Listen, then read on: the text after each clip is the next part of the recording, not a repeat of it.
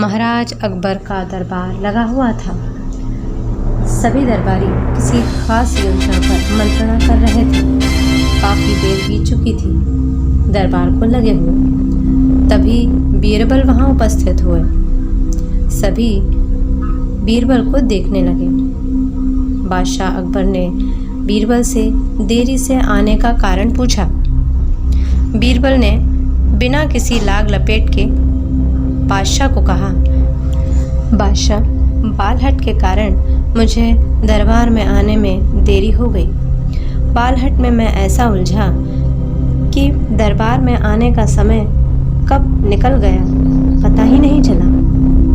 इस पर बादशाह अकबर और सारे दरबारी बहुत हंसते हैं। बादशाह अकबर बीरबल से कहते हैं, अरे बालहट के कारण बच्चे को मनाना भी कोई बहुत बड़ा काम है। अरे यहाँ तो मैं राज्य में कितनी सारी समस्याएं एक साथ हल कर देता हूँ और तुम एक छोटे से बच्चे की बालहट के कारण दरबार में विलंब से उपस्थित हुए। इस पर बीरबल कहता है, नहीं बादशाह, ऐसा नहीं है। एक बच्चे को मनाना 100 राजकाज वाले समस्याओं को हल करने के बराबर है। अगर आपको विश्वास नहीं होता तो आप एक बच्चा खुद ही मंगवा कर देख लीजिए, या एक बच्चे की बालहट को आप ही हल करके देखिए कि आप एक बच्चे की बालहट कितने समय में हल कर पाते हैं। इस पर बादशाह अकबर को थोड़ा सा गुस्सा आया। उन्होंने सोचा कि बीरबल मुझे चुनौती दे रहे हैं। अकबर ने भी हाँ कहा, ठीक है, अभी के अभी राज दरबार में एक बच्चे को उपस्थित किया जाए। बीरबल ने दरबारियों से कहा कि जाओ और जाकर राज्य में से एक रोता हुआ बच्चा लेकर आ जाओ जो किसी भी बात को जिद लेकर बैठा हो। दरबारियों ने राज्य में जाकर एक छोटे से रोते हुए बच्चे को लेकर आ गए जो बहुत जिद करके बैठा था, बहुत रो रहा था, किसी से चुप ही नहीं हो रहा था। जब उसे राज दरबार में लाया गया तब सभी लोग बादशाह अकबर की तरफ देखने लगे। बादशाह अकबर पहले तो सोचने लगे कि मैं इस बच्चे को कैसे मनाऊंगा।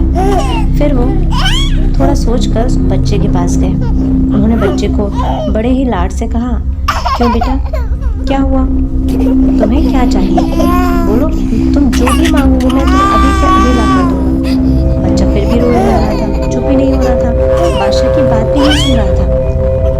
इस पर बादशाह ने फिर से कहा, बालक, मेरी बात तो सुनो, तुम जो भी मांगोगे मैं तुम्हें दूंगा। सोना, चांदी, हीरे जवाहरात, धन दौलत, जो तुम बोलोगे मैं तुम्हें बुला कर दूंगा। बोलो, तुम्हें क्या चाहिए। फिर भी बालक मना कर देता है, मुझे ये सब चीज़ें नहीं चाहिए बादशाह।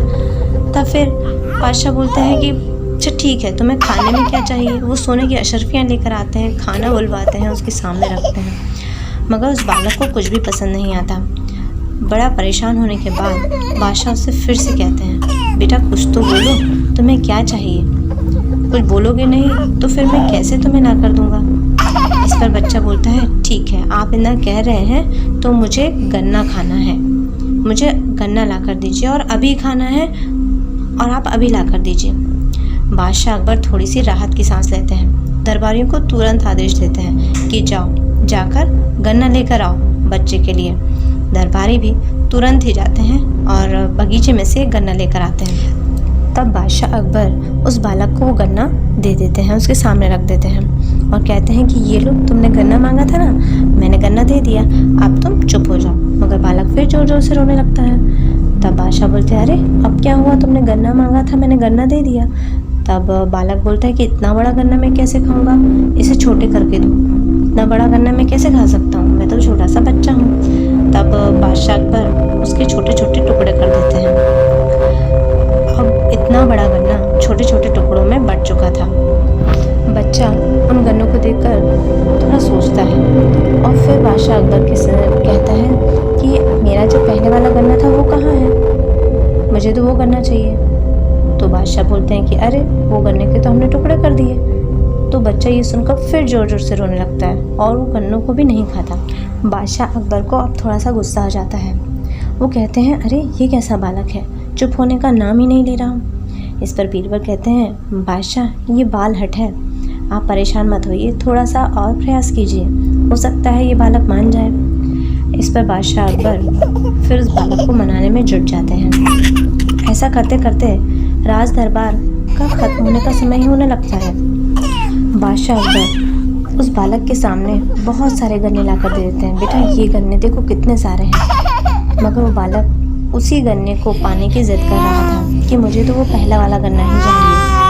मगर बादशाह अब वो पहला वाला गन्ना कहाँ से लाते।